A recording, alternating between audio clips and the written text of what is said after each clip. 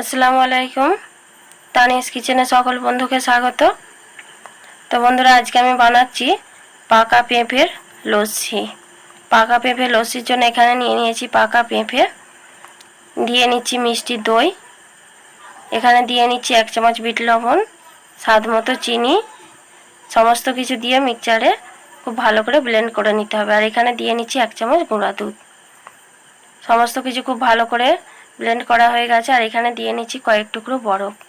এই সব কিছু দিয়ে আর একবার ভালো করে ব্লেন্ড করে নিলেই রেডি হয়ে যাবে পাকা পেঁপের লস্যি। তো বন্ধুরা, আপনারাও বাড়িতে ঝটপট বানিয়ে নিন পেঁপের লস্যি। আর আমার চ্যানেলে এখনও যারা যারা নতুন, চ্যানেলটা সাবস্ক্রাইব করে পাশে থাকুন আর দেখতে থাকুন নতুন নতুন ভিডিওটা ভালো লাগলে অবশ্যই ছোট্ট একটা লাইক কমেন্ট শেয়ার করতে ভুলবেন না। আজকের মতো আমার ভিডিওটা এখানেই শেষ করছি। খোদা হাফেজ।